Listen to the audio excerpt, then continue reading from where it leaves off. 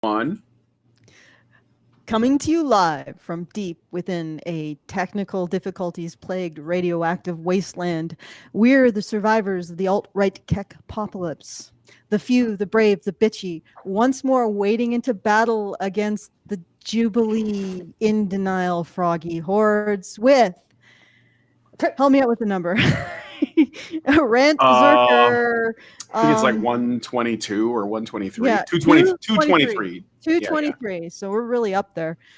And how to live in denial, Jubilee style.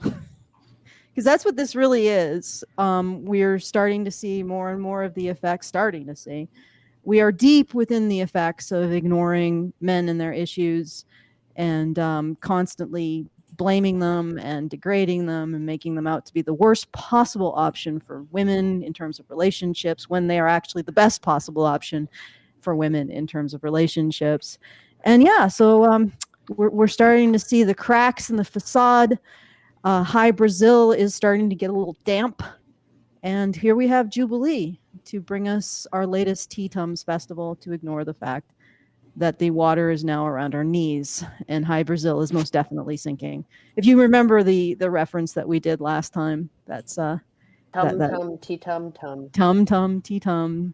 Essentially the residents of High Brazil, instead of recognizing that High Brazil was sinking, just sat on the council steps and sang a song to themselves, pretending like nothing was happening. And that's what Jubilee brings us. Let us continue to pretend like nothing is happening.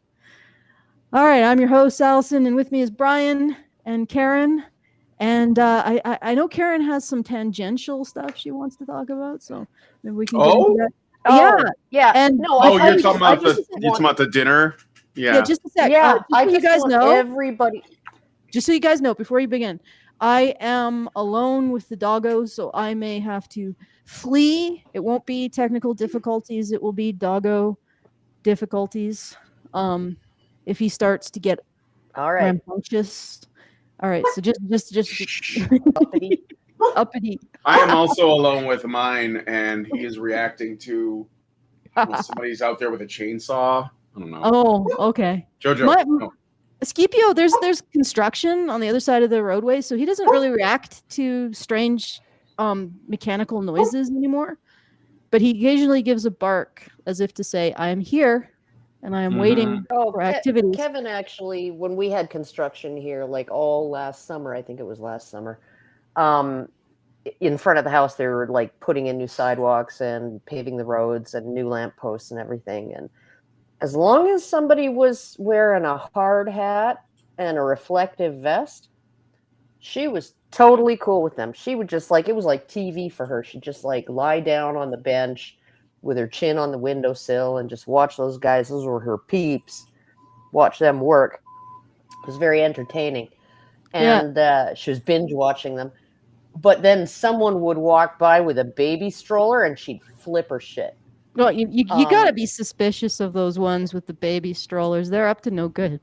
They're doing something nefarious with those strange objects. 7-year-olds riding by on their bikes, right? Yeah. But the big humans are okay. The bunny rabbits. Yeah, well, obviously bunny rabbits are up to no good. That's magpies. Magpies, as long as they don't come within 4 feet of the house, she ignores them.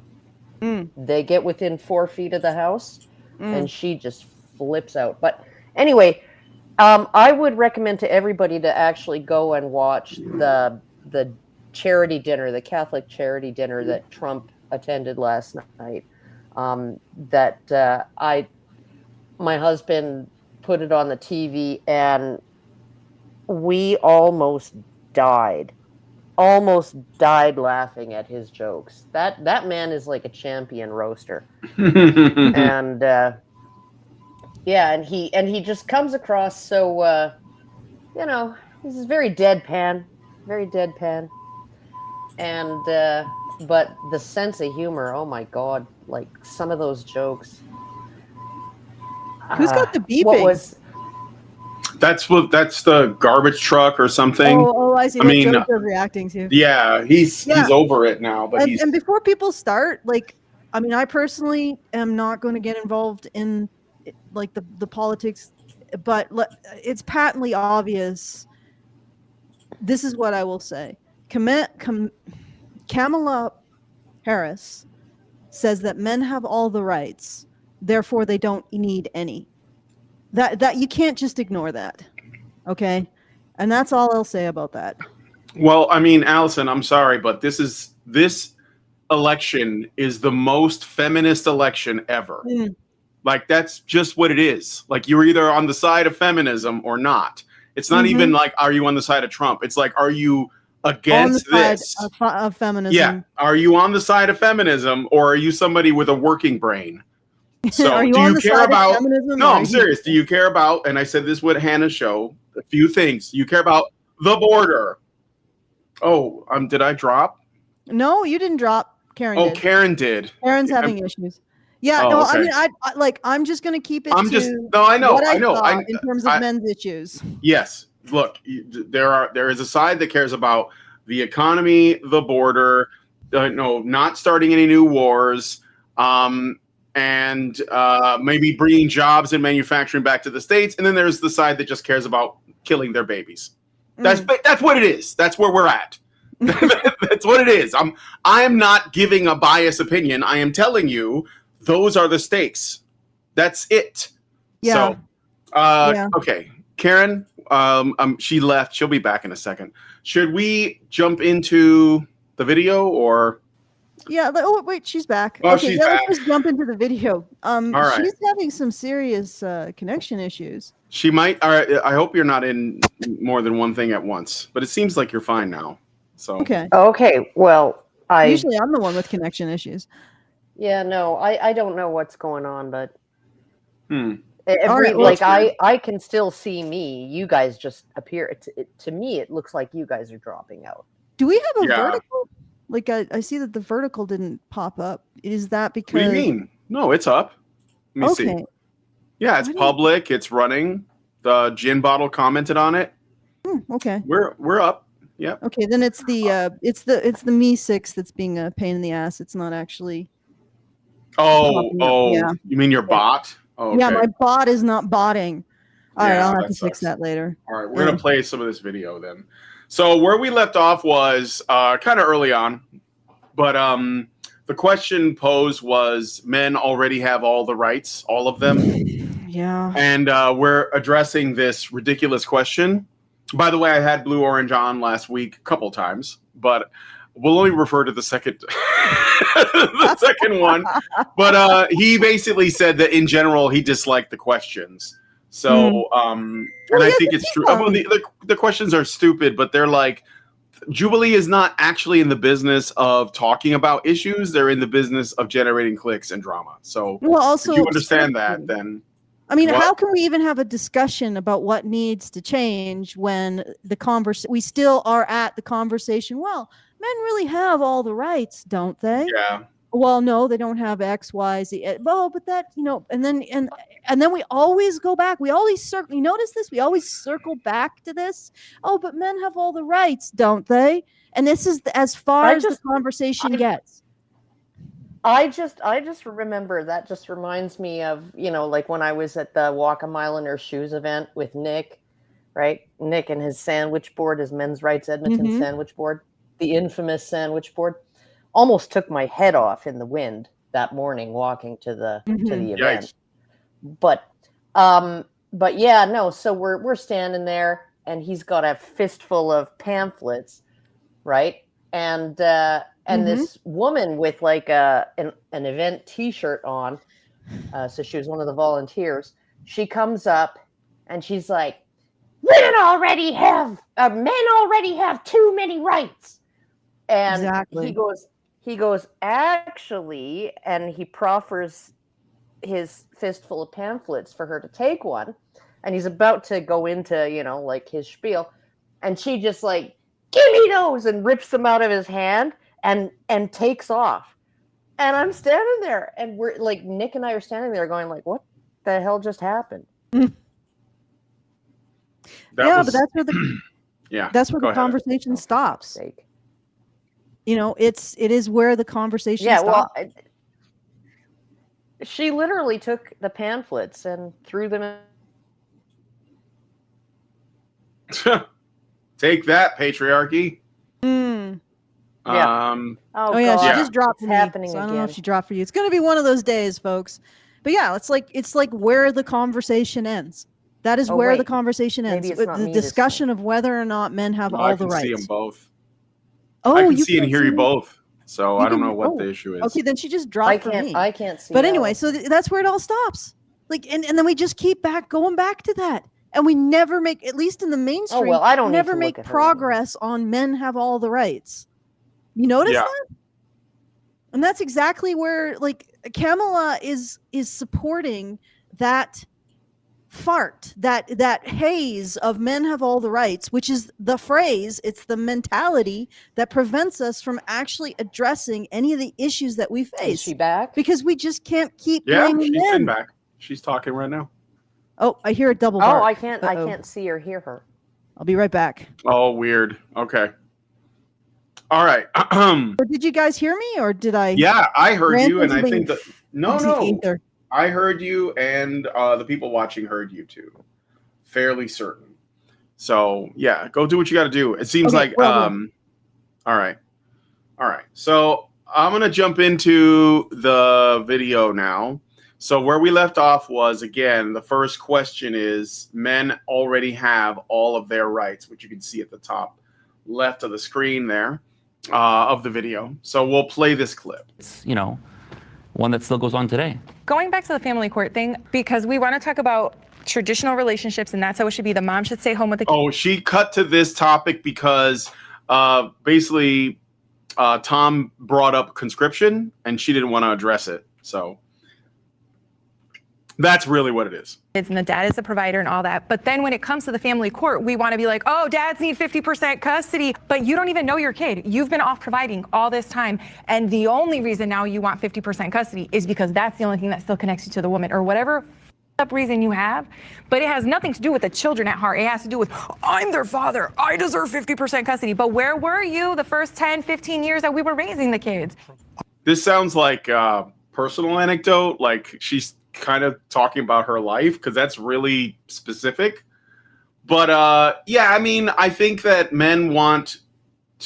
fathers want to be in the lives of their children because they love their children, not because of some weird masculine thing like, I'm a man, I'm the dad, I gotta run. That's just like a weird way to misrepresent men who want to be involved with their children. And then that doesn't even really like discount the fact that the fact of what we're talking about, just because it doesn't matter what the impetus is for a man wanting to be involved with his kids. It doesn't matter if he sees it as masculine or whatever. The fact is he should be involved with his kids anyway.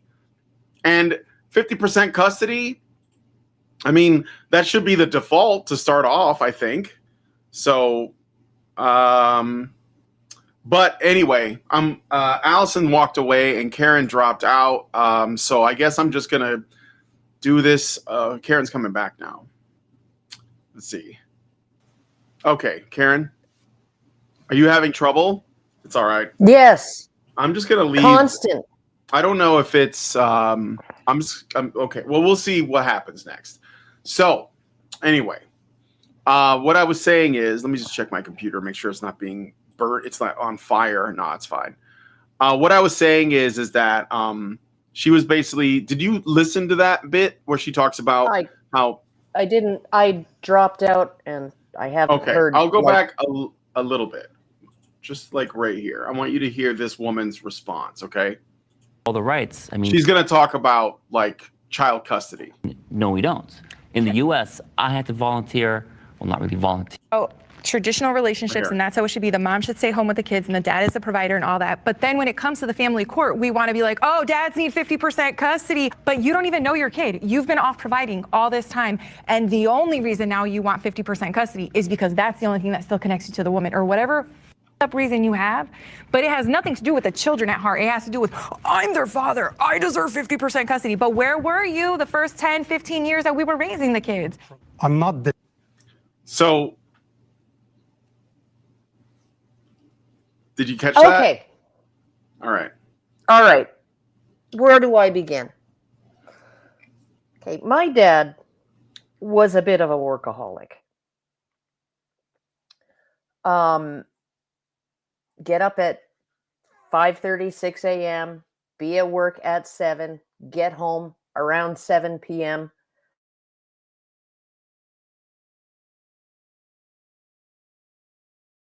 Uh-oh. Karen, did you drop again? Fuck. Oh, my God. You guys got to do something about your internet or your computers, run a flush or something. And why has Alison not come back yet? Like, jeez. She only sees men as providers. Yeah, exactly. Well, basically, no, not even that, because her complaint appears to be that men are not deserving of custody of their children because they are spending too much time being providers, working. So, and this is like the paradox that Dr. Warren Farrell has talked about, where, you know, the best way for a man to sort of like show that he loves his family means he has to be away from his family because he has to work.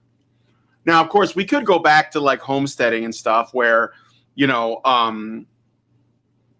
we could go back to homesteading and stuff where men were, you know, like at home working all day, and that made them closer to kids. But like, that's just not realistic in this time. Alison, are you there? You're muted, but I see you. Did you deal with your problem? Yeah, I did. Did we lose Karen? Yeah, she's been dropping a lot. Yeah, okay. She's been dropping out. Let's keep powering through. All right. I'm gonna basically what I'm getting at. Maybe you can just chime in on this. Okay, is they're talking about child custody. One of the feminists brought up the fact that men are feeling entitled to having access to their children when they weren't around for them because they were out in the world essentially working and providing for their kids, and their need to like be involved with their child's life has something to do with some kind of like masculine, you know, like urge or whatever. I'll play a little bit of that bit so that you can hear it. Masculine urge? Yeah, just listen to this, okay? Let me just go back a teeny bit. All right. Been off providing all this time, and the only reason now you want 50% custody is because that's the only thing that still connects you to the woman, or whatever up reason you have. But it has nothing to do with the children at heart. It has to do with, I'm their father, I deserve 50% custody. But where were you the first 10, 15 years that we were raising the kids? This is utter bullshit. Statistically, men do not seek full custody, for example, unless there's something manifestly wrong with the mother. Like this is the majority. Most men will share custody, right? When women seek custody, they seek it to establish their primacy as the main parent in their minds. Men only seek primary custody when there's a problem with the woman. So this is right off the bat bullshit. It's not even feminist statistics bear this out. Even the statistics they trot out, like, 50% of men who seek custody get it, or something like that, or 75%. Well, actually, it's more like 50%. But also, those are men, from what I was saying, like a majority or a sizable minority of those men are seeking custody against women who are manifestly unfit. So 50% custody in that circumstance is terrifying. It actually demonstrates that women have a bias because men only get equal custody or are equally likely to get primary custody when a good portion of them are seeking it because the woman is unfit. And I don't mean just they're thinking that she's unfit. Literally, CP, like Child Protective Services or the equivalent in the UK, has gone to the father and said, the mother is going to kill her kids. You need to take care of those kids. You need to step up and seek primary custody. So outside parties are pushing the father to seek custody. So this is just bullshit. Like she basically just made shit up. I mean, then that's where we're at. You got men's issues advocates, men's rights advocates, whatever you want to call, on this side with facts. And then you got feminists on the other side with allegations of malfeasance. And we have to, like, before we can even get into a position to fix the damn bridge. We have to get through these people who insist that there's nothing wrong with the bridge. The bridge has all the rights it could ever need. And in fact, if the bridge is collapsing, it's because it's a toxic bridge that's part of the bridgearchy. Before we even can get in there to start fixing it. And it's like insane. Like this conversation shouldn't be happening.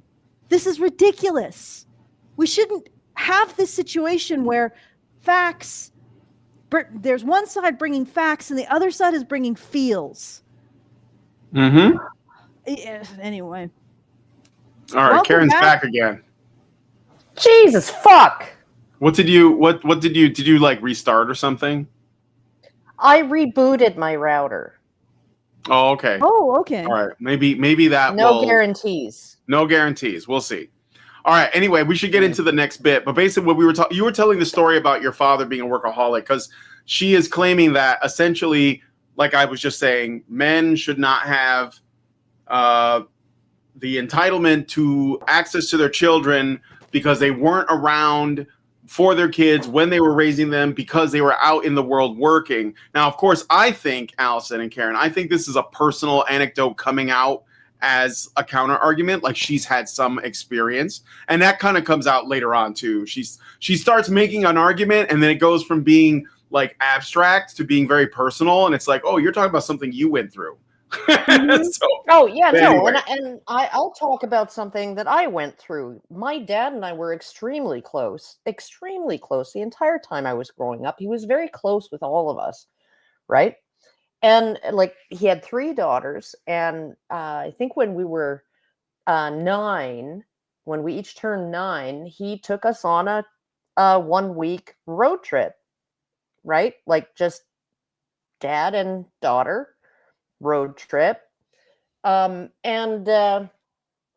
we were super, super amazingly close. And it's like to say that, okay, so he doesn't get to have access he doesn't get to have 50% of the time. Like he's already given up a lot of time with his kids in order to provide, right? And now you're just going to be like, well, and so you weren't there. You were busy working and you were just too busy to spend. No, he was never too busy to spend time with us. When he was at work, he couldn't, right? But when he was home, he was always there. He was a fixture. Like, and okay, so how about this? How about the kids do what they would normally do, which is spend the days. Oh, how about this? How about this? Well, Mom, you weren't with your kids for the school days. So the school gets custody. Yeah, the school gets custody. Right? Because you weren't there for them, from 8 till 3 every day. You weren't with them. Right? Like, give me a fucking break. I'm so sick of this. And we gave up so much. What did you give up? What did you give up? Right? Like it's difficult to braid hair. It's difficult to pack a lunch. It's difficult to change a diaper. Like these are all things men can do, right? Men do tons of things that women can't do. The only thing women can do that men can't, 2 things: give birth, breastfeed. And half the women in the US don't even breastfeed these days. All right, let's do some more.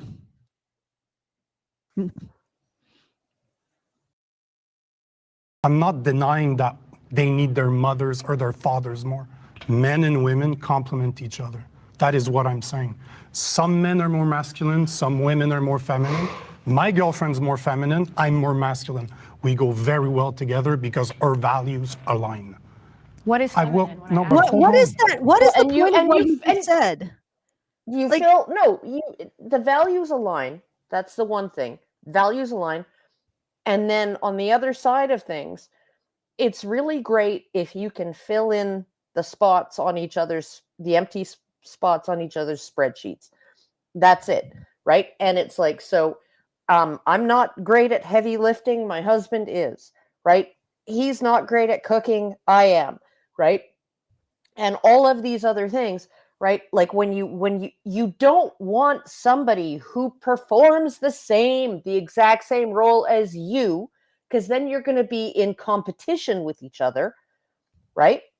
And one of you is going to feel put upon, and like the other one is lazy, and the other one is going to feel like their toes are being stepped on constantly, and you're just pushing them out of the way, and because no, you're not good enough at doing this, that, or the other. No, people in a relationship need to choose a partner, right? That I can take up the slack here, and he can take up the slack there. Right? That's how it's supposed to work. And, like, yes, all of the men in my life could change a diaper. Did they want to? No. Were they always available at every diaper change? No. Right? It's like, I just don't understand.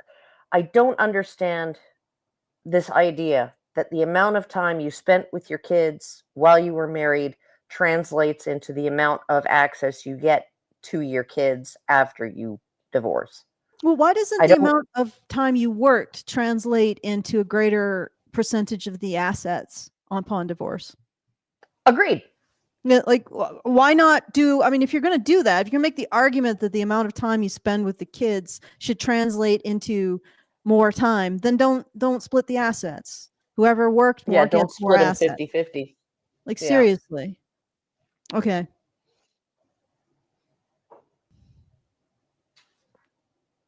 Name the stats. So what about the stats where all the fathers who leave and don't pay child support? Isn't that far more common than these men who are What of men who do get?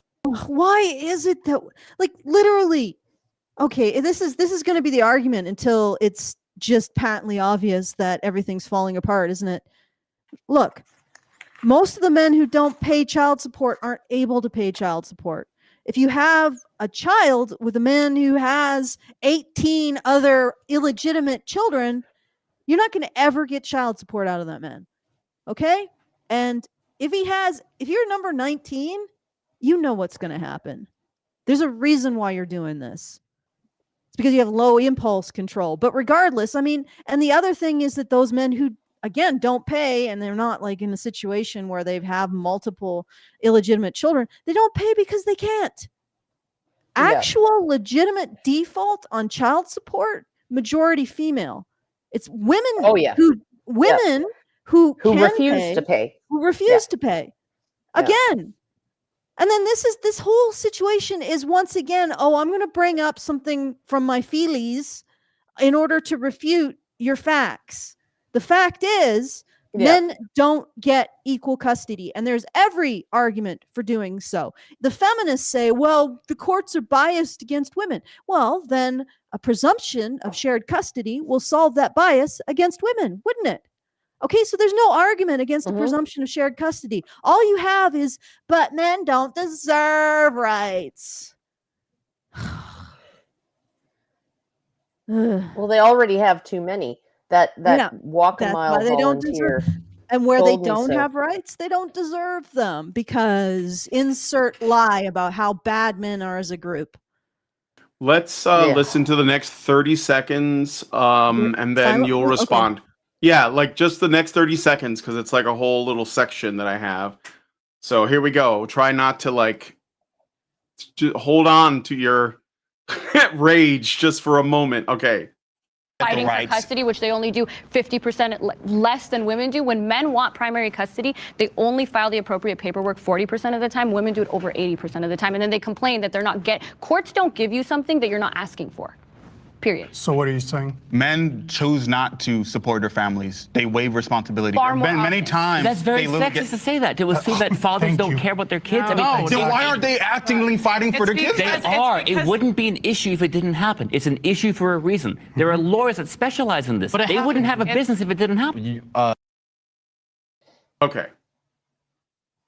Yeah, well, I mean, I'm just going to point everybody to a website called Breaking the Science, right? Because I feel like they're coming up with a bunch of statistics, right? that have been thoroughly debunked.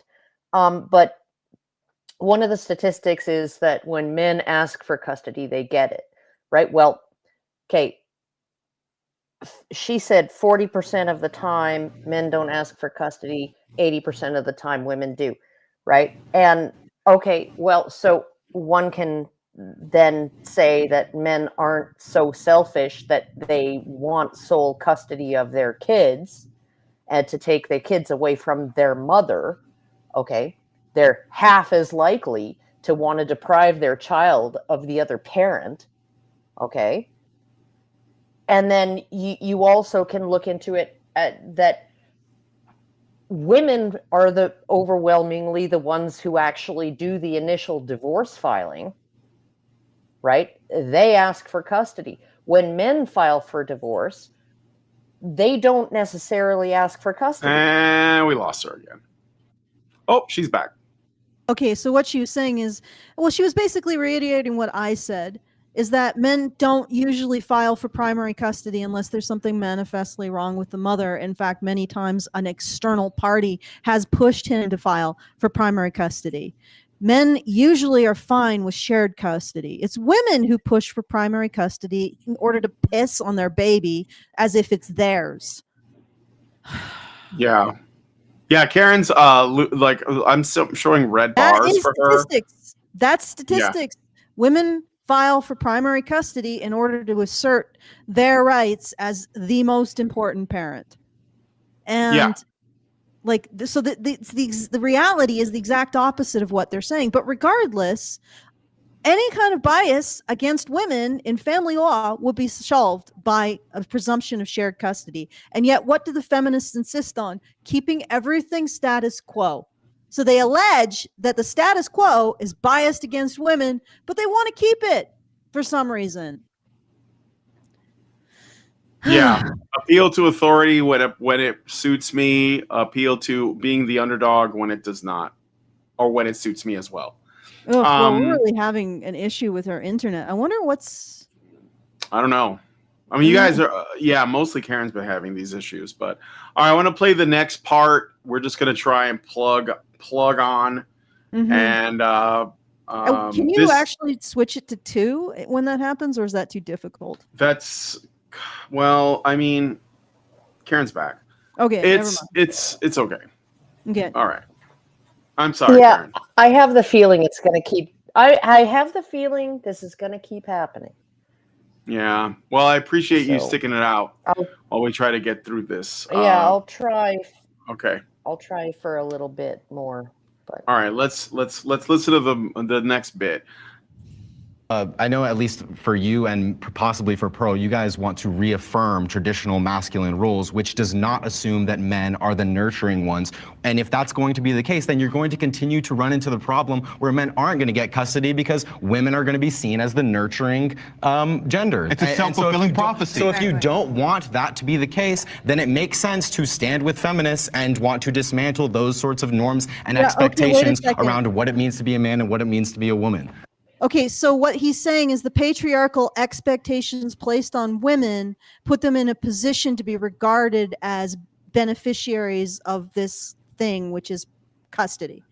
So in other words, it's patriarchal expectations that benefit women. Yeah. Well, but no, but I think we're getting into a situation where the male role is completely devalued. I mean, like, I remember this one time. Okay, so I had mice and pet mice, and they stank. And so in the summer, Mom would make me keep them out in the shed. You guys still there? Yeah, we're still here. Yeah, I'm here. Okay. Every time you guys go still, I think I'm gonna drop out. Oh, anyway, so I'm. Should I just do it? Moving around and stuff. I'm just gonna move around. Yeah, do that. Yeah, but anyway, so I'm carrying out like the little test tube water bottle. Okay, stop it. Anyway, I'm carrying out the test tube water bottle down the back porch out to the shed to give them water, and I dropped it, and I was in my bare feet, and I stepped on the glass. And my dad was the only one home. And so, I of course, stuck my head in the back door. I crawled back up the steps, stepped in the back door and called for him.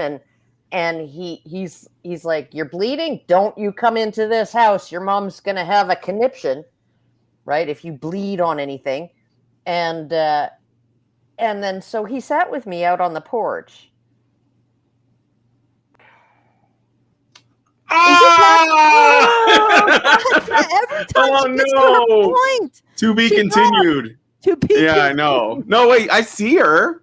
Karen She's back. She's back. Okay, speak, Karen. Speak. Go ahead. You're on the porch. Hear me? Yeah, we can hear you. You're on the porch. Your father isn't letting you come in because you're bleeding and your mother will have a conniption. Yes. Okay. And so he goes and he gets his little needle nose tweezers, right? And he sits with me on the porch and he pulls every little shard of glass out of my foot. And then he's like, "Where's the Mercura comb?" He doesn't know where she keeps it. So he just went and he got his shake bottle of Old Spice, right? Went in, got it, came out, shook it, just soaked my foot in Old Spice aftershave, right? And I was like, "Ah!" And he's like, if there's no blood, it doesn't hurt. And I'm like, "There's blood. There's tons of blood. Like, do you not see the blood? I'm not allowed in the house because of the blood." He's like, "Don't be a pussy." And it was just so heartwarming. And, and they don't make that scent of Old Spice anymore. And I miss it. I miss it so much because it was just like, it was real. I was there standing with the flashlight while he was tinkering with the carburetor and I could smell his Old Spice. I was there buttering floor tiles with him. I could smell his Old Spice. It was just like, it's this super comforting, wonderful thing, right? And we've devalued that because, I can guarantee you mothers wouldn't have reacted that same way. They wouldn't have said, "If there's no blood, it doesn't hurt." They wouldn't have said, "Okay, there's blood, stop being a pussy," right? And that in itself is comforting to a kid who's in pain, to a kid who's bleeding, because you literally have the mom on the one side, "Oh, honey, are you okay?" And you have the dad on the other side saying, "Man, it's no big deal," right? No reason to be scared, no reason to, you cried, you summoned expert help, and now we're here. And so, like, what's the point of whining? And it's just like that level of security that men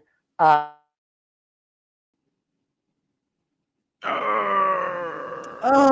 all right, I got a super. Her internet knows that she's about to make a point. She's about to make a point, and it's like time to drop. Let me read a super chat while we're waiting for Karen real quick because I haven't had a chance to yet. Zeranx gave us $5 and says, "You guys need a studio, preferably in the States. I know Canada is home for some, but seriously, how long to fix what Trudeau wrought?" Got nothing to say to that. I'm like banned from the States. I may be unbanned now, but I'm sure if I moved down there, they would have words, like serious words. So no, we can't have. It would be great to have a studio, but unfortunately, it's just not going to happen because we live too far apart, and men's issues advocates are a little thin on the ground. So it's difficult to find enough of us in one place to actually have a studio space. Well, I read his super chat, and Karen's back too. Okay, so I forgot to do the things. All right, so guys, if you want to send us a comment, please do so at feedthebadger.com/justthetip. That's feedthebadger.com/justthetip. And if you want to support the show, do so at feedthebadger.com/support. And if you want to join us for the after show, which we're probably going to do after this. In fact, I'm thinking, considering the difficulty of the internet, we might just maybe do an hour and then go to the after or the patron show. What do you think? that might be a little more stable. So if you're That's interested in fine. joining that, you can do that. So at thebadger.com/subscribe. Yeah. And Karen can then be free to walk around and just talk. Yeah, well, I just honestly it's infuriating. But Yes, Yeah. but yeah, no, it's like when you look at how the father role has been devalued, right? So you have the mother saying, "Don't climb so high," and you have the dad saying, "You can get to the top, go for it," right? That's necessary to raise healthy kids, right? And like the idea that just because dads weren't changing diapers and washing hair and putting food in front of their kids, just because they actually contributed to their lives in a different way, including their confidence, and all of that, it's infuriating. It's infuriating. Yeah. Like just like I your understand internet that. right now. Yeah. Man. God, is Trudeau personally throttling you, Karen? Yeah, he I is. think so. Yep. So. He's doing it on purpose. He's declaring an emergencies act on your internet there. All right. Let's listen to some more. Yeah. So this is the next question. Women experience more sexism than men. Yay, so much fun. Women experience more sexism than men. No. Women can't let experience. No, the question is stupid. Yeah, yes, the question is stupid. Because if you're all being the questions, sexist, Karen, all of these questions are: is there really a problem, or should we just sing the tea tum? No. Okay, fine. This question in particular is stupid. More sexism than men. Okay, well, you can only believe that if you think that. Okay, so if you're treating men differently than women, you're by definition treating women differently than men. So they're both experiencing the same amount of sexism. Yeah. Well, basically treating them differently because of their sex is essentially sexism by definition. But the issue is also that whether or not one sex experiences sexism more than another is purely dependent on how those individuals feel about it. And the fact is, women are way more likely to complain about anything and calling it sexist, and men are more likely not to say anything at all. And so they're actually going to be measuring it based on how women feel about it versus how men feel about it. Of course. So then, of course, it's going to come out one way, because like women, that's like saying women are more danger than men. And it's like, but women are more afraid than men. That doesn't mean they're in more danger than men. Right. So it's right. No, these aren't like this is. I'm sorry. Go ahead. The society of whiners getting their way, right? Yeah. And it's infuriating because and then the moment that men actually have the temerity, have the gall to whine about something, right? Like, I can't see my kids, and they're like, "Oh, boo-hoo, you got privilege." Yeah, well, basically what they say is the patriarchy That's the case because you oppressed women, and we're expected to take the maternal role, right? The patriarchy oppresses men. Forcing us to do, but we're doing it because we want it. The patriarchy. What? This is what I've noticed about this logic. They say the patriarchy oppresses men or harms men. It's backfiring. Oh, but the thing is, it hurts men too. Alison. It hurts men too. But the thing is that then they use that to silence men for talking about how the patriarchy hurts them. So essentially, they're doing what the patriarchy does to men. They're saying, well, you be quiet about this because we want to be able to continue to do this to you. Well, so okay, even their own logic feminism is just the women's patriarchy, women's auxiliary. Yeah, like it literally is. There's two things that I wanted to get out here. If patriarchy is doing this to men, it's also invested in silencing them. So how can you say, oh, I'm against patriarchy? Patriarchy, it's bullshit to begin with. But I'm against patriarchy, but you should continue to be silent about these things that patriarchy does to you as men. Like you're literally doing patriarchy then. Right. And then what's astounding. Well, they're making patriarchy work for them, Alex. Yeah. They're patriarchal bargaining, quote unquote. But that my point is that they're using the same dynamic and they're saying, well, then how can men ever overcome how patriarchy harms them if you are right there saying get back into your role, men? Like it really doesn't sound like patriarchy is what you're saying it is when it seems to serve you in every single circumstance, ladies. Like literally patriarchy is serving you. Have you ever heard a man? Have you ever heard a man tell a woman, know your role? No. And yet women do this constantly to men. Constantly. Like a couple days ago, we went through Hannah Cox. Literally, those three words, know your role. Her entire thesis was, well, men, you're supposed to be the strong leaders, so don't whine. It's like, well, okay, do you actually say that men are the strong leaders in any context except to shut them up? Like literally, patriarchy does so much work for the feminist side. It excuses any kind of potential blame that could lie on women, and it gives them a whole suite of tools to tell men to just know their role and shut up. And then, but here's the other thing. This is what I'm noticing from the feminist side. They demand that men prove that they have a right to the things that supposedly patriarchy has done to them. So men have to prove they have the right, that they have the right to have the issues caused by patriarchy that affects them, quote unquote patriarchy. They have to prove they have the right to fix those things first, which means if men want custody, they have to do full-time plus childcare first. If we did this with any of women's so-called issues, they still wouldn't have the vote. It would still be legal for a bank to say, no, I'm not giving you a loan because you're a woman, right?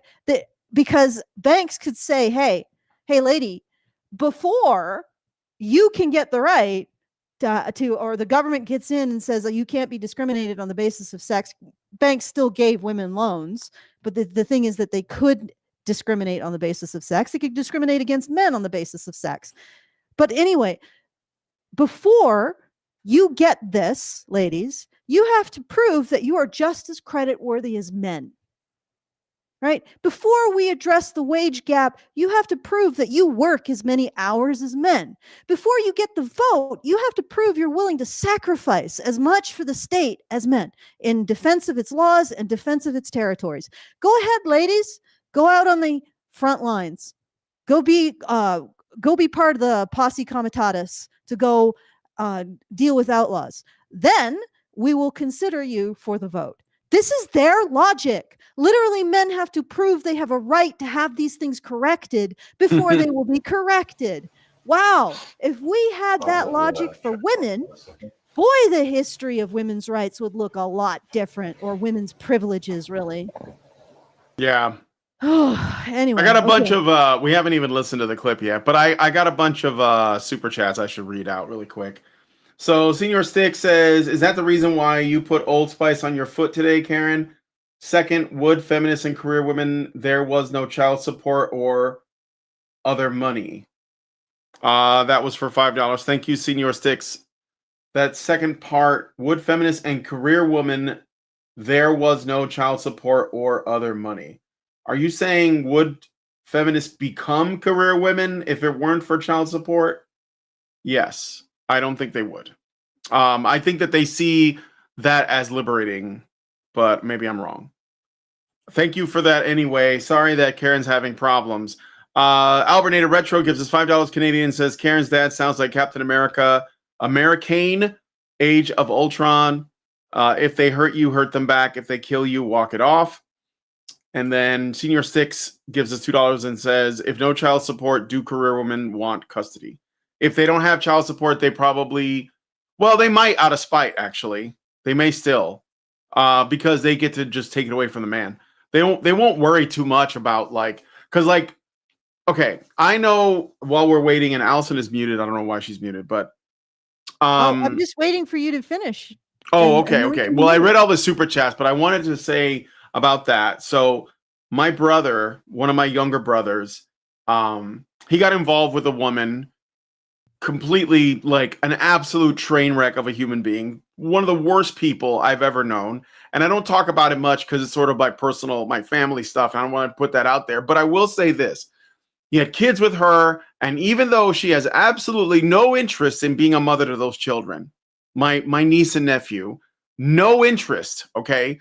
She does love to like lord over him the fact that she has primary custody, and she often takes control, like uses the children against him, and they haven't been together in a while.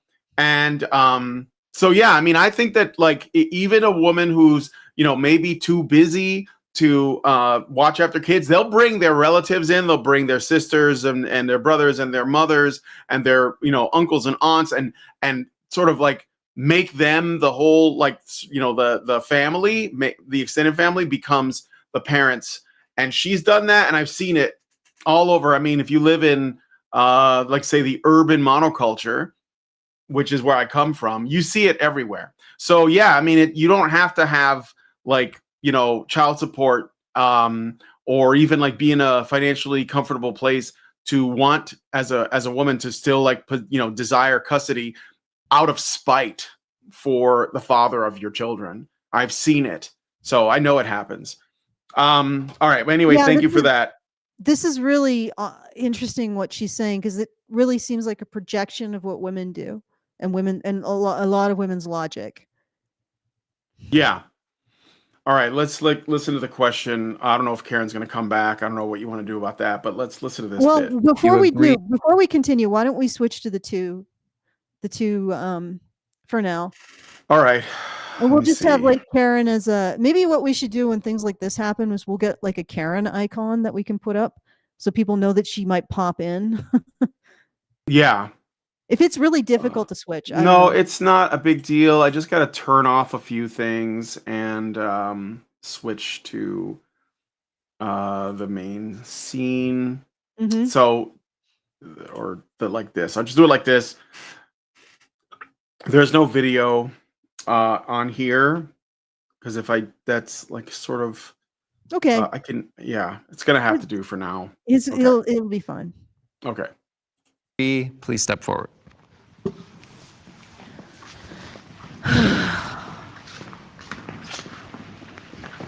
Okay, so no, basically, I don't know about like more.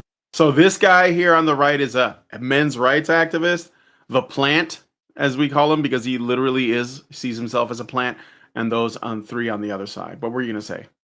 Well, I guess there's at least one feminist that sat it out or something.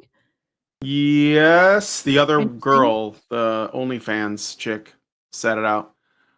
She probably, well, I don't remember, but let's hear a little bit of their open statements about this. Okay.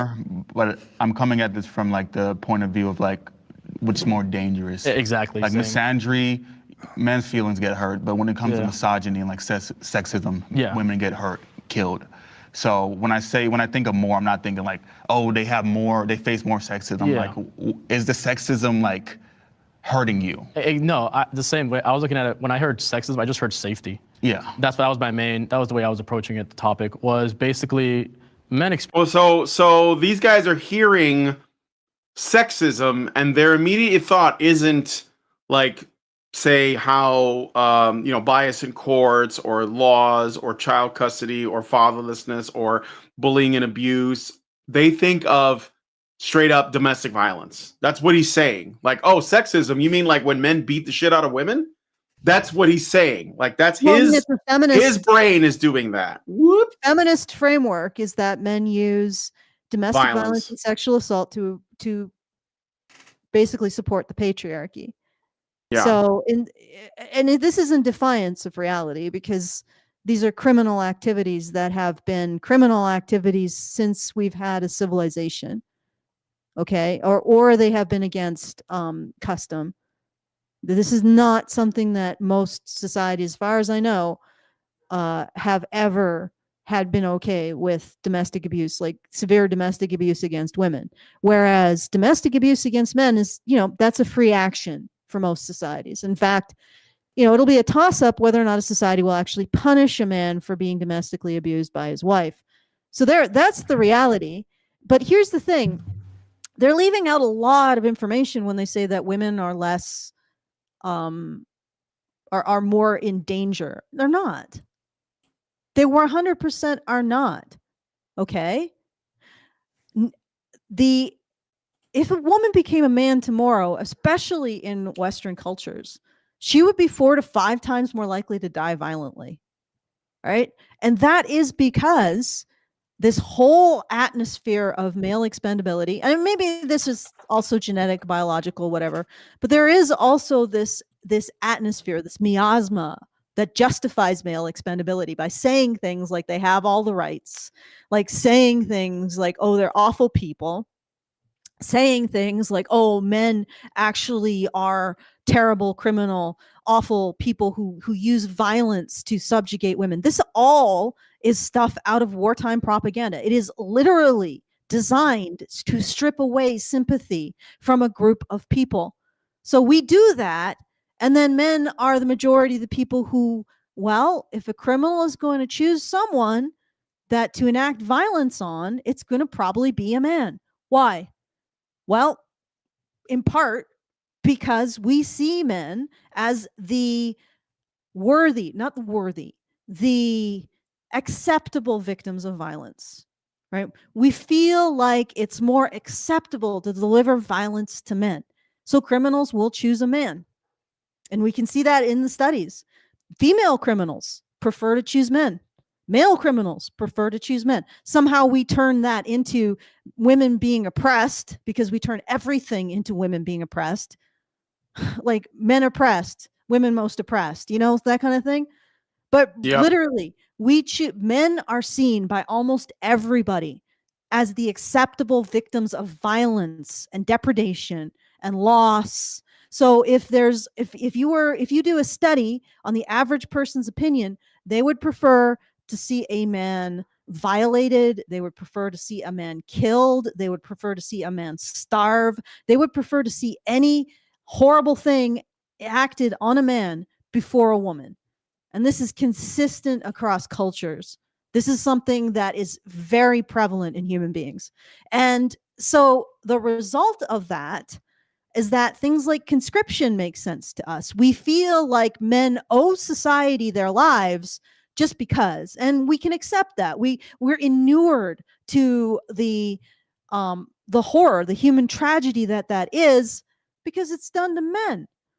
And men deserve it. Like, men are the worthy victims of violence. When it's state violence, when it's criminal violence, when it's murder, that's who violence should be directed at. So when you say, are men subject to sexism? And then you say, well, I'm really thinking about safety. Well, men are more likely to be murdered. They're more likely to be robbed. They're more likely to be beaten. In war zones, they're more likely to be victims of kidnapping, torture, that includes rape and murder. They're in every step of the way, the fact that men don't have these social protections, that we don't see violence against them as horrific, means they aren't protected in the same way women are. So you look across the world, men die violently, men starve more. Men are more likely to be tortured. Now, the rape question is up in the air because most of the time when a male survivor says, yeah, I was raped, he has an additional story in a war zone. In other words, so for example, there was one guy who actually was counted in the rape statistics of men. It was in the Congo, but he was counted because he was raped, and then he had his throat slit with a machete, which is what usually happens to male rape victims. They're killed, but he survived. So he was able to tell his story. And then at the end of this process, they say, oh, well, women are more likely to be raped. No, more likely to survive rape in war zones, friend. More likely to survive a war zone. Women are more likely to survive. That's why they're seen as having more bad things done to them, because they're more likely to survive. When bad things happen to men in a war zone, what happens to them? They die. They get killed. The end. And they can't be counted in the statistics. And suddenly women have it worse. Why? Because we don't care. We think men are the legitimate victims of violence. And that has knock-on effects everywhere. So you're going to say men are less victims of sexism because they got greater safety? Bullshit. Men have less safety than women. And they have less safety simply because we care about them less. And human beings' safety, it isn't a result of their muscles. It isn't a result of their effectiveness with weapons. It isn't a result of their ability to do martial arts. A human being's safety is directly a result of the care and consideration that other human beings have for him and her. And we don't have that for men. So men are not safe. And this is bullshit. Yep. Okay. All right, let's leave some more. Experience sexism. I don't think anybody would disagree with that. I think the topic was just more sexism, like you said, just simple things, just as like a man maybe just 10 feet behind you at night, there are certain thoughts that just run into your head. Just simple ideas such as being treated differently in the entertainment industry versus how as a man. When I hear sexism, again, like you said, I view it more as just danger. Yeah. You know what I mean? Like for men, me facing sexism, like you said, my feelings might get hurt, but I'm not gonna feel for my life. You know what I mean? As opposed to. Well, I guess you're just a Superman, dude, because you're not afraid, and women should be afraid then, right? Like if a woman is afraid for her life, that's completely rational, and you're not being afraid is also completely rational. So you're just better than women. You're just a better man. You're just more courageous. Despite the fact that his role as a man leads him to be more likely to be targeted by criminals, more likely to be targeted by the government, more likely to be targeted by women and then end up in jail because of it. Like, your role as a man is directly related to the fact that you are going to die violently 4 to 5 times more often than a woman. But, don't have to worry about that because, it's partially because as a man, he has a lower risk, he has a higher risk tolerance. But of course, we can't recognize that as a benefit, both to women and to society. Like we can't say, well, men's higher risk tolerance means that they're able to take jobs that women would never touch with a 10-foot pole that are critical to running our society. No, but that's, it doesn't matter. He's always going to see men as being stronger because that's what this is. Men are stronger. Women are weaker. Yeah. You might as well say one side is the women are weak side and the other side is the women and men are people side. That's really what it is. Yeah. All right. Let's hear this bit. I feel like a lot of the sexism that men face that really impacts them is from other men. Men make fun of each other for getting assaulted. Facts. Men make fun of each other for not getting the girl. Men these are things that if these men's right activists really wanted to change this notion, they would be treating their fellow man better. No, I mean, but they're ridiculing them for not being masculine. Huh. So who's advocating for services for men? Who's it seems like men caring about other men? We might need a group of people that want to discuss the ways that men are treated poorly and try to address it. This guy doesn't, I don't. Do you even know actual men? What you're saying? Oh, this woman's just disgusted at everything. But this guy is saying, here's what men's rights activists believe. Here's what a small subset of men do. I heard this from somewhere, and I'm going to apply this to this. MRAs do not, clown on each other for being weak or whatever bullshit thing he made up. Men don't even do that to each other. That's a complete cartoon view. You're like those guys in that fucking, ad that I'm a man. I eat carburetors for breakfast. Blah, blah, blah. I'm not afraid of women. I like to give bear hugs. You don't know any men. It's so cartoonish. It really upsets me. Anyway, she does look she's got crazy eyes though, this woman. Should I keep going? You're muted. I don't know why you muted. I guess you were waiting for me.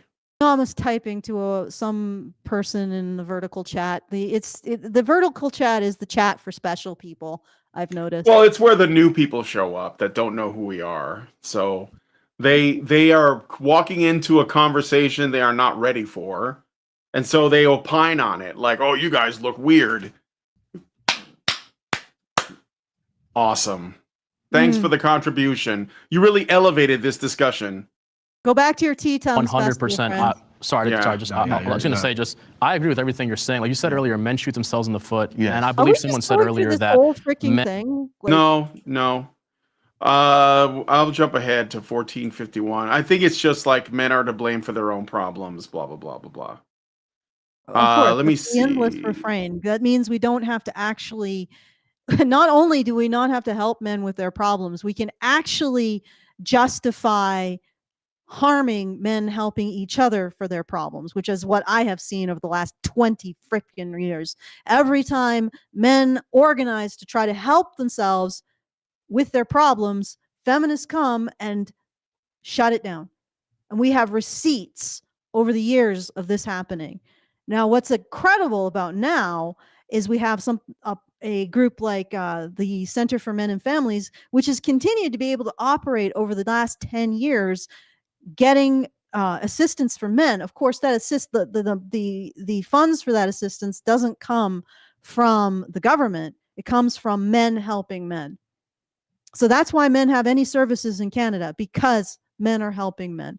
And here we're going to continue to strip away the lies about how men have all the rights, men don't need help, so we can continue to get men aware that men do need help and that it's entirely justified to help other men. In fact, it's really critical to do so. So I think we're actually turning people on, or men on, to the necessity of helping their fellow man, making sure their money doesn't go to these initiatives for women, but goes to the initiatives for men instead, because nobody really supports that. And I mean, eventually, I hope, women get their initiatives paid through men's taxes. So the situation is that women's services get paid through men's taxes. The government pays for them through men's taxes. Nobody pays attention to or creates services for men. That's up to men to privately fund the services to help other men. Well, that needs to happen. And it's important. Yep. And you're not bad for wanting to provide services for other men. Women are already covered. They're amply covered. Yep. They're covered to the point where when you look at feminist NGO financials, they're skimming. They are living at large on the sluice of money that's going through on women's issues. Mm-hmm. All right. All right. Keep going. So now we're going to talk about how misandry is not important because it just doesn't. I think what's important to recognize is that misandry is not a systemic issue. It's not ingrained in us to the extent that there is like rhetorical misandry of like women saying, I hate all men. You know, it's just like individualized, like, yeah, sure, unhelpful things, but it's not an otherization in the same way that misogyny is. Yeah. Like, we literally need to be able to just cope with the idea that men just die. Like there are men who died trying to rescue people in North Carolina after the hurricane. There are men in Ukraine dying right now, like in droves. And we're able to sort of distance ourselves from it due to a kind of misandric indifference. I mean, maybe it's not like over, I hate all men, hashtag all men bullshit, but I hate these systemic arguments. I hate this. It's not systemic, therefore it's not important. I can't stand that commie gobbledygook. Well, anyway. It's not, but it is systemic. It is systemic. But again, the way they get to define what systemic is. So they say it's not systemic because, you know, a man who happens to be walking in the same direction as a woman and he's like behind her, that's a systemic problem. He's walking in the same direction.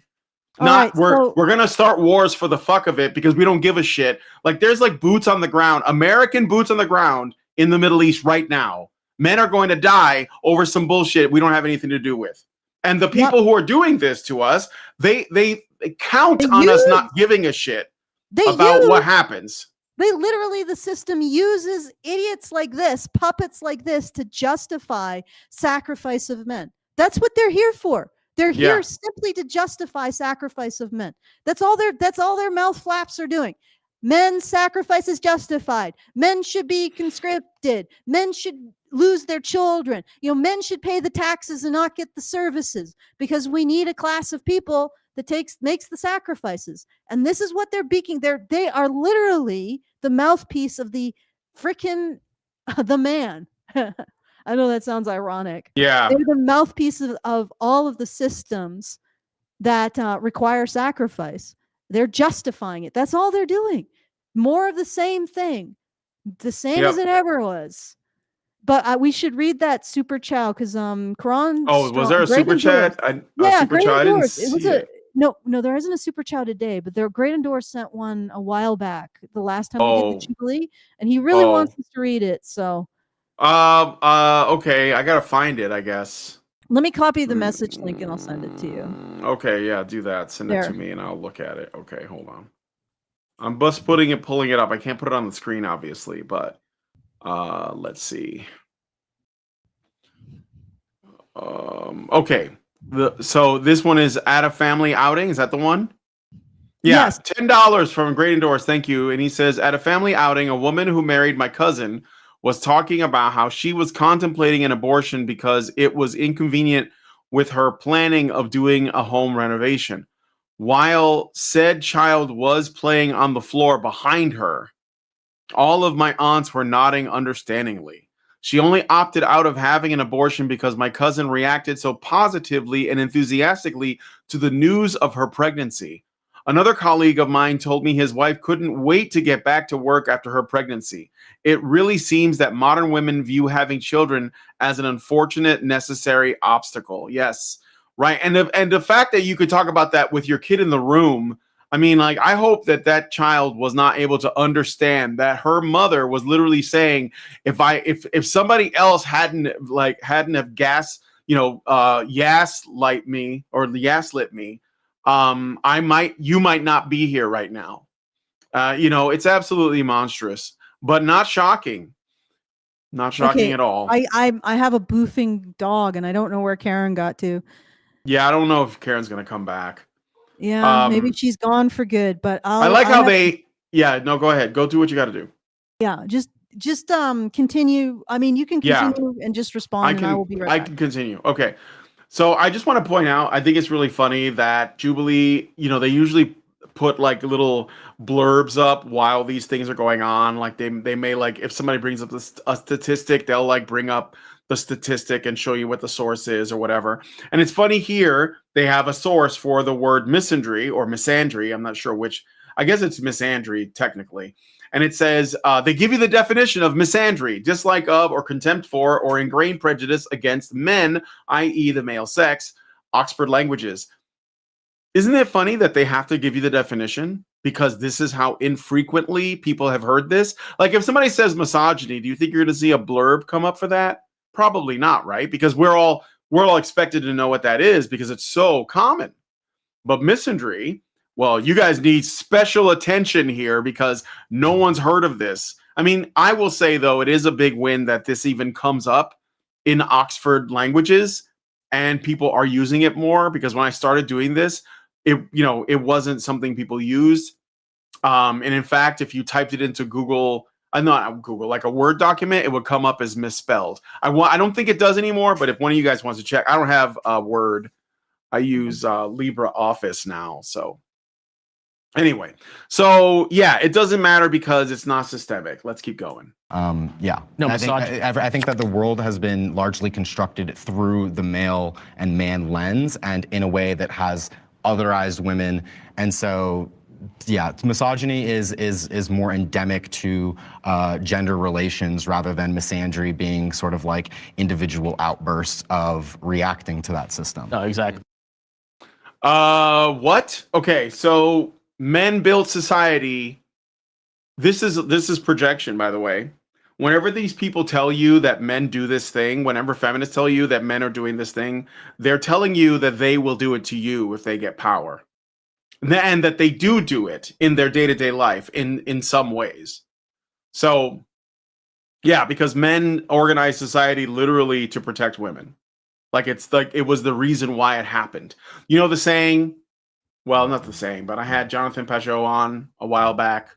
He's like an icon carver. And he said, we were talking about the hero's journey, and he was saying that it is essentially the story of Christ.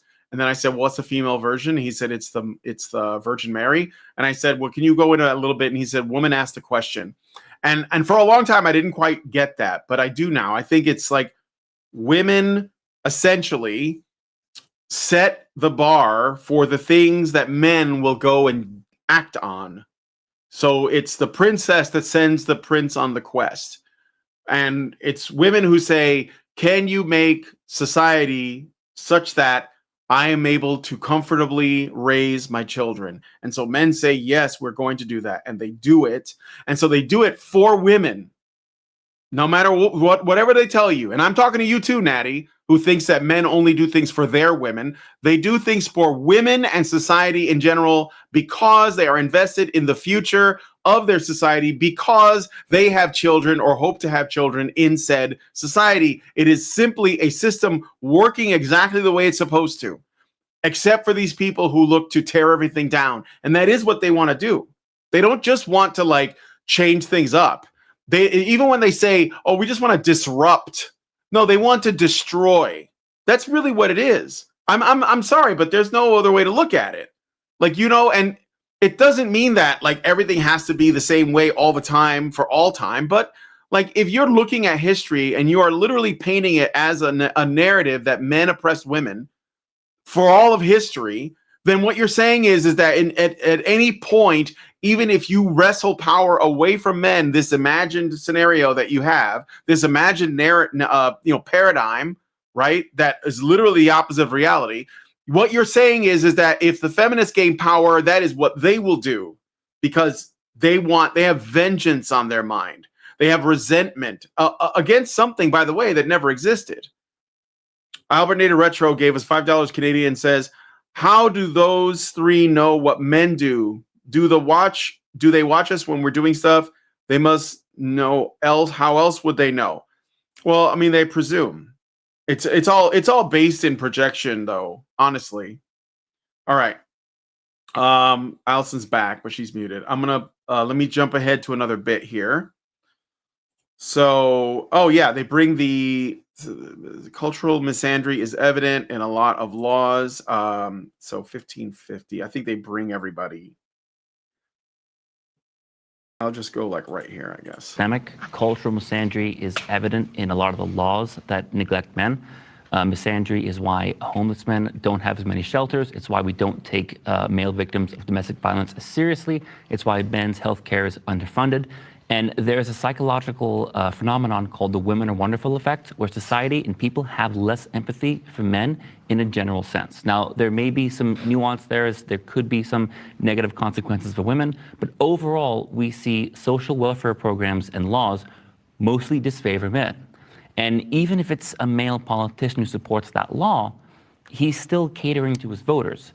And the fact that a male politician makes a decision doesn't resurrect the 19-year-old draftee who was killed in battle. So when you say that misandry isn't a thing, I completely disagree. It's almost become fashionable. Misandry is almost a fashionable trait among the left. And I'm not a right-winger, but I almost feel pushed this way because when I try and talk about men's issues, I get some very sharp reactions from the left.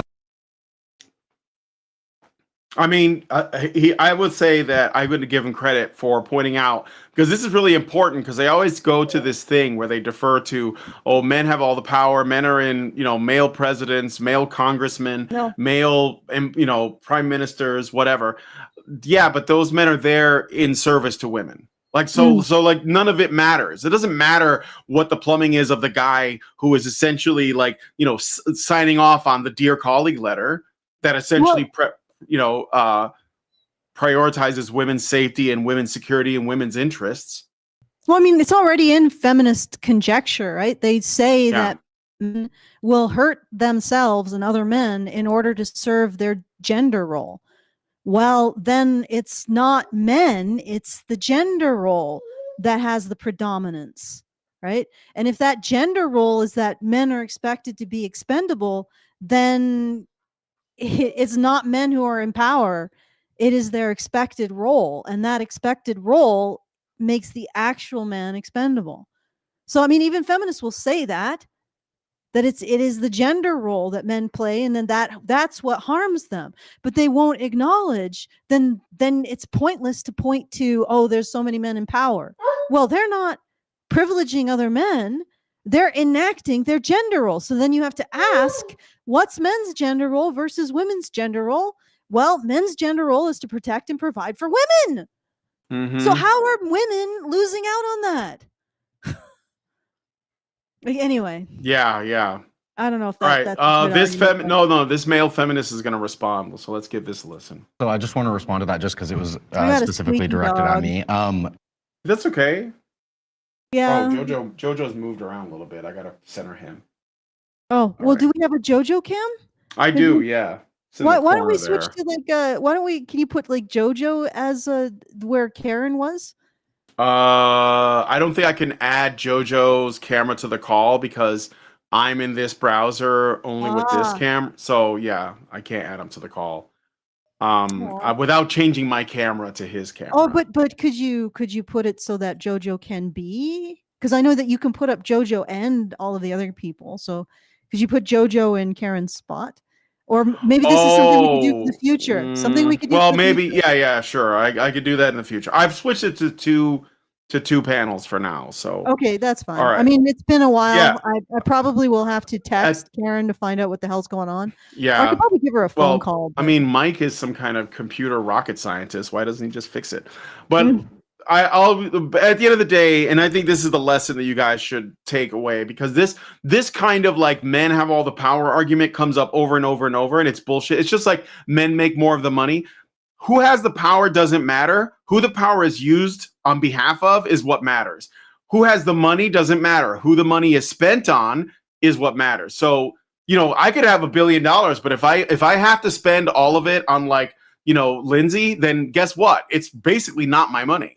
So like this is like a stupid thing. When the wage gap is stupid, the men are in positions of power thing is stupid. They're only there. Like there's so many factors for it. Not only do they spend their money on women, men are more likely to spend their money on women. Women are also more likely to spend money on themselves. But also men in power are only in power because women put them there, and they usually put them there because they're expecting those men to push their agendas and essentially address their concerns or whatever it is, right? Yeah, I mean, look at, no offense, but look at Trump. While he is defending the system that is established by the particular things that men do, like a meritocracy is sort of an expression of masculinity. No offense. I mean, even feminists would say that, but they would do it in. Well, they don't like meritocracy, so yeah. So basically, what the right is, what's left of the right is doing is it's defending what's left of the things that men put in place to create productivity, to create a functional society, to make sure people have heating, water, and light, and try to protect that so that it continue for future generations. But on the other hand, I don't see anyone actually protecting men and recognizing that masculinity comes from men. We can't just protect the emergent properties or the things that masculinity makes. We need to protect masculinity, because otherwise what are we doing? We're caretakers, we're custodians of a crumbling empire. Mm-hmm. You know well, if we were to put it in a really simple way, and again, I know I'm going to be speaking about masculinity in broad terms, so this isn't me saying, we men did this thing, ooh. But the truth is that men mostly have produced things and women have mostly consumed things. And so now we're basically getting to a point where all of the production is being like kneecapped, essentially. Like men are, we're not only because of like the literal ways that we're sort of like, importing things, and we're sending our productivity overseas and all of that, but also in that like men are just not able to produce as much because they're the job market and the economy and everything else. But women's consumption has like stepped up, so like there's more consumption than production, and we can't sustain that. And so the only way we're going to be able to like get that right is for us to like make way for men to produce and like make it easier for them to do that, and also maybe celebrate it. Maybe we like take a step back, count our blessings, be grateful, and allow it to continue. But it's not sustainable and currently, because like I said, we're living in a time where there's way more consumption than production, and a lot of it is driven by women. You can look at it in a way that masculinity is about establishing meritocracy, establishing competence and also excellence, and also constructing things that protect and provide for others. So they've constructed the system, they've constructed the replicator, right? And now we're at the point where we don't recognize the virtue of masculinity, or the fact that masculinity is what establishes the replicator. But there are a few people who still want to protect the replicator and say, hey, the replicator deserves to be serviced. It can't just be seen as an infinite goods machine. And then you have the other party that's like, no, the replicator is an infinite goods machine. And if it isn't, it's mean and cruel and withholding. You see what I'm saying? Exactly. Yeah. One party's like, well, you can't make that many demands on the replicator, and you got to just repair it. But we're well past, oh, wait, the replicator is actually something that men and masculinity built. We're well past that. Now we're just at the stage of protecting the things that men built. Yeah. To keep society running. Yeah. We're just there. And it's like this competition between these two identities. One identity sees itself in terms of like competency. Like men see themselves in terms of competency. Women see themselves in terms of getting things. Like and you can see that in someone like Manifestel. How does she value herself? By making it so that men give her stuff. As much stuff as possible, that men do everything for her. Men take a shit for her. Men sleep for her. Men chew her food. Men do everything. That's how she sees value, herself as valued, that she is completely incapable and utterly served. That is the ideal.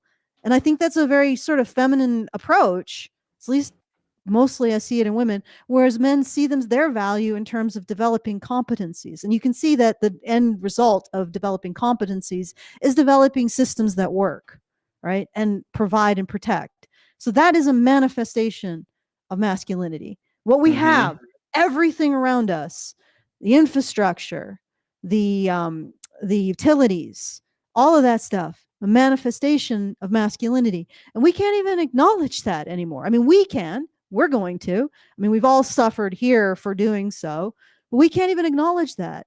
We're just at the stage of basically being a cargo cult, fixing this thing that apparently came from nowhere because we can't acknowledge who it came from. Yep. All right. How much longer do you want to go? So I know that like we don't have a Karen right now, and but okay, I'm trying to find. Okay, here we go. Ranks of society. Were you muted? Were you trying to say something? You know what? I'll try to give her a call and see what happens there. And all right. Well, we can maybe move it over to the patron show in a bit. But like one more time code. Let's play this time code.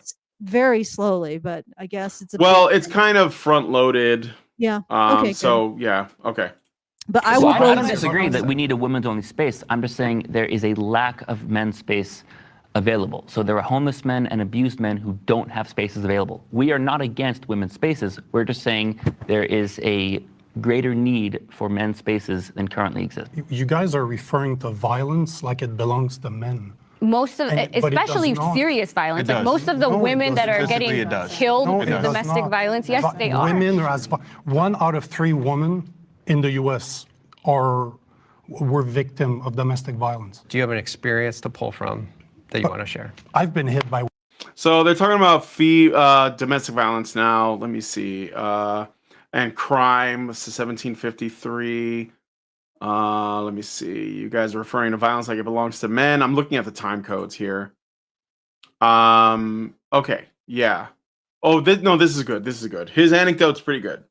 Women before? I've been stabbed. Like I've been hit multiple times by women. Yet I'm a 225-pound guy of muscle and I have 20 years of experience. You know what I did? Nothing. I just took it. But if I were to go to the police, you know who they would remove from the house? Me. My ex-wife, when I was going through a divorce, told me that she'd lied to the police in order to file the divorce faster because it was taking too much time. Because where I'm from in Canada, it's 1 year. Like they will tell you that you need to be separated for a year so you have a chance to rekindle.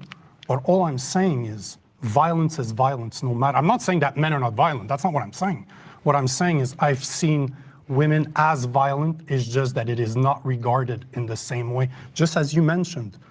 No, but men are not. And then we're probably going to be like, oh, this is because of patriarchal norms, you know, because that's usually the feminist defense is always when you basically lay it out very plainly, and it should be a really obvious thing, a no-brainer. Men and women can be violent. It's a human problem and whatever. And generally, it's also still like a small problem. It's not like a large number of men are violent or even a large number of women are violent. But when it happens, yeah, like Erin Pitsey has, you know, that was a thing that got her essentially ran out of town by feminists, was her recognizing the obvious truth, which is that women are also violent. And that was just like a step too far. So he's being obvious, but the feminists always have this. They're going to, whenever there's something that you can point out as plainly as that, they will say, well, this is because of, you know, insert feminist talking point, traditional gender roles, patriarchy, etc. And let's see if that's what they say, because I'm pretty sure it is. I haven't seen this in a bit, but taken seriously either. And the point I wanted to bring is to what you said, because you mentioned that earlier, and correct me if I'm wrong, you were saying that men are not encouraged to speak about their feelings. I would say largely that's true, yeah. Yet you're bringing them down in your conversation. You're saying that being sexist towards a man is not as big of a deal as being towards a woman. So on one point, you're saying that men should be able to show their emotions, to live their emotions, however term you want to use. But in the next sentence, you're saying that the emotion of a man don't matter as much. No, their emotions certainly. No, he got him there. That was like, you know, checkmate. But of course, he's going to, you know, like I said, he's going to back it up and be like, look, I was raised in a middle-class household. He's going to go right to that, you know. We have to imagine what can be unburdened by what has been. Matter, and I think that you can express like disagreement or even sadness if somebody's being quote unquote misandry. I'm just saying it's not systemic, and that's a matter of fact. I'm saying in the descriptive reality of what misandry is versus what misogyny is, it's not actually systemic. Just right, so I'm now, that's a dodge, because by you dismissing men's let's say pain, I don't know, for lack of a better word, as being something that just isn't real, I mean, that's systemic. Like, it's not like written in law, but like most people believe it. If you ask the average Joe, they're going to be like, yeah, men's feelings don't matter as much as women's feelings. I mean, ultimately that's it. So I missed the great takedown here. So you want me to go back a little bit so you can watch it again? No. Just summarize it for me. Okay, I'll read it again. So this guy that's on the screen, this 90-pound weakling, this big guy who's a male, a men's rights activist guy that lives in Canada, he was saying that if I go to the police, you know who they remove from the house? Like if he was being abused, you know, if he went to the police, they would remove him. And he says, my ex-wife, when I was going through a divorce, told me that she lied to the police in order to file the divorce faster because it was taking too much time. But all I'm saying is violence is violence. I'm not saying that men are not violent. That's not what I'm saying. What I'm saying is I've seen women as violent, you know, because this is what Erin Pitsey had talked about. It's just not regarded in the same way as when men are violent. Just as you mentioned, men are not taken seriously.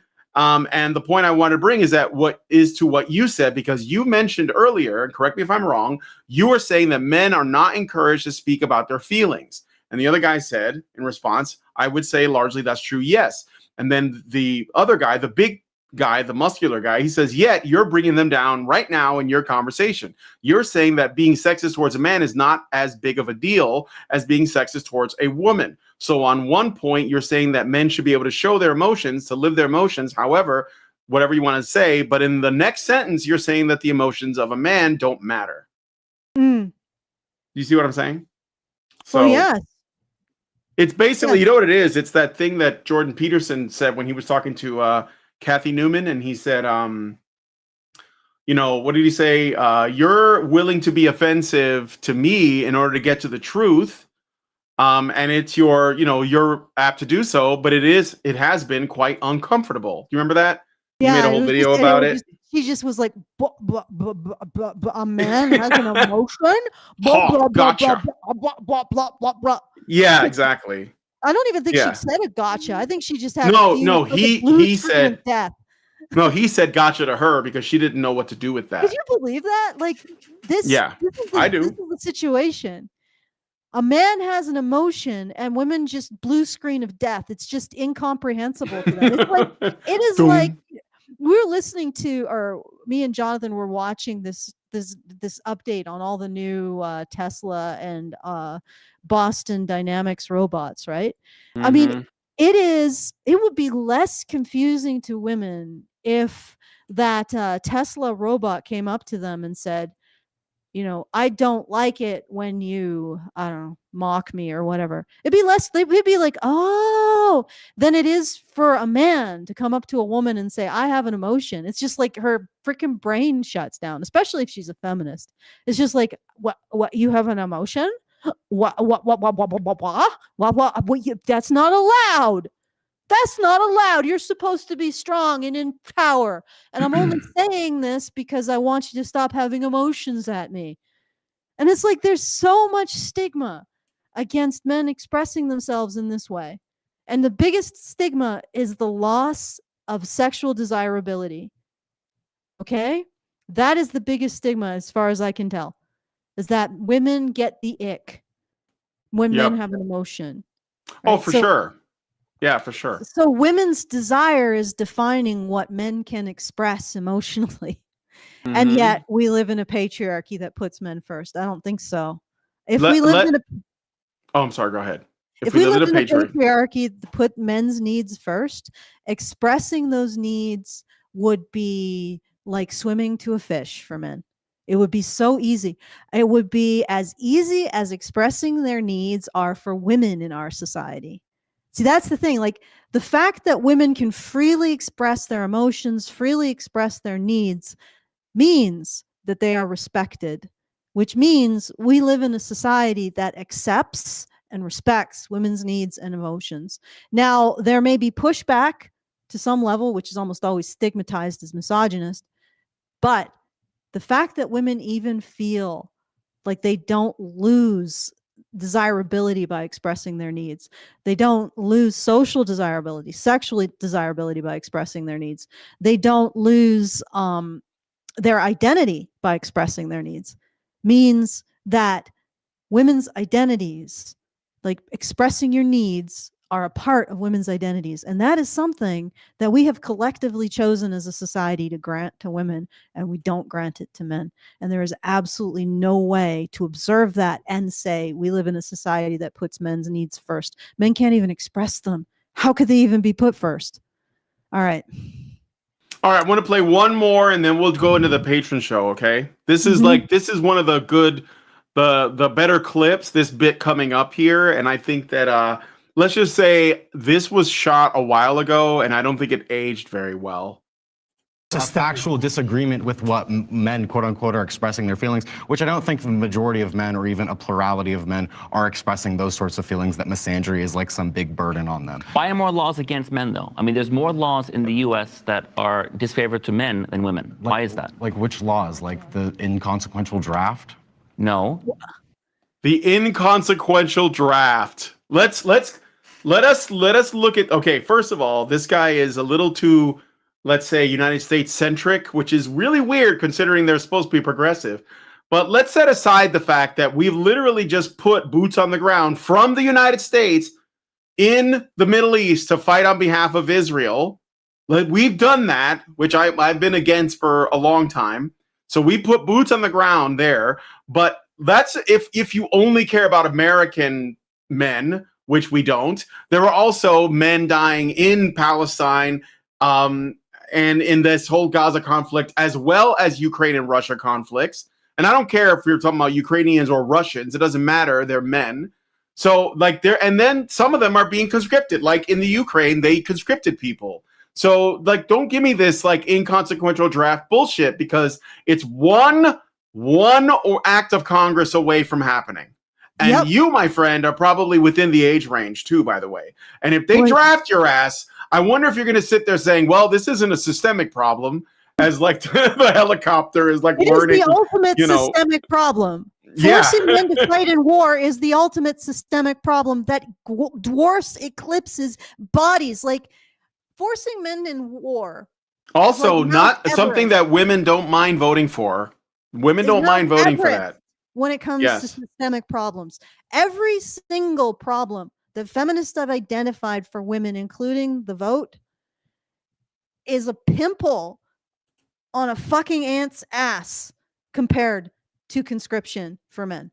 Conscription, Mount Everest. Every single problem that feminists have ever identified for women, even the ones that aren't actually just reappropriated problems that everyone faces, that they just, oh, this is just women.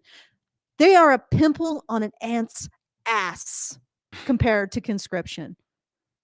Right? And it astounds me. I will never get over this, that women ever felt they had anything to complain about when men were being conscripted. And incidentally, I notice that when men were being conscripted, there weren't that many complaints from women. They suddenly started after conscription was over in like 1973. But that there was a period of time, generation from like 1940, and I think maybe in the First World War, I don't know, 1940 to like 1973, conscription of men. Women, no complaints, none. And then suddenly conscription is over, at least overtly it's over. And then suddenly are like, oh my God, we're so oppressed. We're women and we're oppressed. Bullshit. Yeah, it's like that stand-up comedian. That stand-up comedian did a bit on it, and he says, "Man, the feminists sure did wait until just the right time to start demanding rights." It's like after all the wars and everything, and we're like living, really comfortably with all of these, high-tech gadgets to help us around the home and like essentially automate almost everything. And all of a sudden, they're like, "Now we want rights. We want equality." Yeah, I know, and they're really selective about the decade. And you know how the point of women's horrible oppression is the 50s? They always are like, yeah, let's just look at the 50s. Don't look at the decade before World War II. Which is really not when women were oppressed. It's probably when women were bored.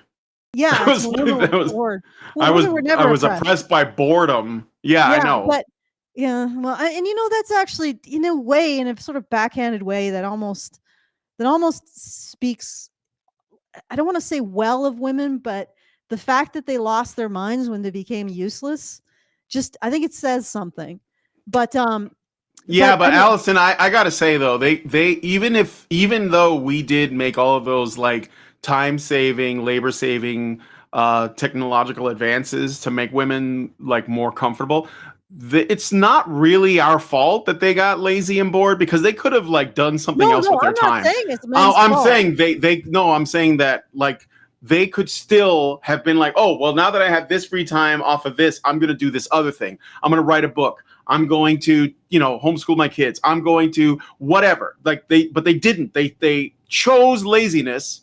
They chose laziness. And then it built to resentment. So it's not even men's fault that women like had it so good, because women didn't use the free time that they had as a consequence of that for anything useful. They just stayed bored, and then they got mad at men for allowing them to be bored. So invent not a new religion. They did invent a new philosophy of living. There you go, ladies. There are women today that have all of the technological advances of the modern day, and yet they still make the most of their time and fill it with stuff that they think is important. Whatever it is, it could be being active in their community. It could be still some kind of craft or creative endeavor that is like not self-serving, but like in service to something greater. They could be more involved with other people's families. Like I'm saying, but it's not just that they did, it's that they still do. They didn't. They ended up like this whole thing, and it's almost like our great grandmothers knew this. They're like, no, don't give votes to women. It's going to be it's going to spiral. It's going to spiral. But what ended up happening is, and this is something that was noted like a generation after votes for women happened, women's volunteerism dissipated. It disappeared. They used to do things like soup kitchens and candy striping and all this other stuff. And they used to advocate for social good stuff, which sometimes could be not very, but whatever. But they used to do this stuff, and then it all disappeared. And it all became advocacy for self, which is astounding if you think about it. But the other thing I wanted to point out is the feminists will no doubt say, wow, who's sending the men to war? Yeah, this is what I want to say to that. If women don't accept men's sacrifice for whatever thing we think men should sacrifice to uphold, national identity, what sovereignty, women's rights, if women reject that, there was a point in history, I'm going to bring up Rome, so everybody brace yourselves. There's a point in history where women were like, no, men should not sacrifice for this thing. And you know what happened? An entire civilization was born that we're still living in the ruins of. It's Rome. Women simply said, no, men should not sacrifice for this thing. And an entire civilization happened. So women do decide whether or not men are sacrificed. Because at one point, they decided not to. Right? So this is within women's power. It is within women's power to say no. We are not going to solve political questions with men's lives. Period. Full stop. Done. I don't care if you try to sell it to me as women's rights. I don't care if you try to sell it to me as the underdog story. We do not solve political questions with our men's lives. If women said that, it would stop. So this is all on women. All of it. Yep. All right. Well, I guess we're going to the patron show now. Yeah, I think I've peaked in my fury and irritation. Yeah, I mean, sorry, it's guys. Fine. My dog just had like a little barf. He's like, boof. There's definitely a lot more stuff in there, but yeah. Yeah, let's take off to the patron show.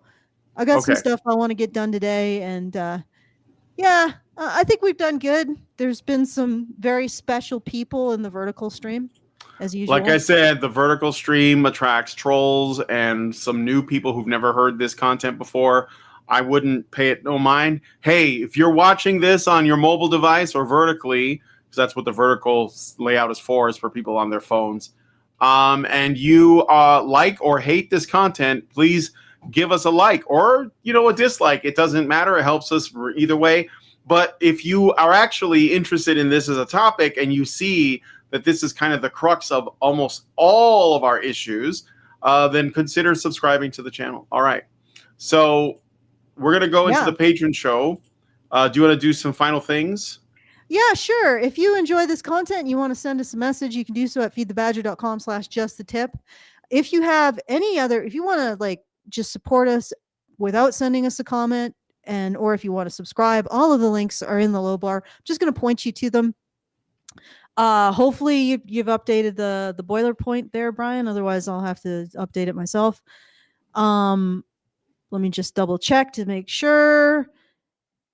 It's the one that I sent you. Yeah, I got it. I'll get it. Hold on. Yeah, but I can just if you want, I can send it to you again. No, I got it.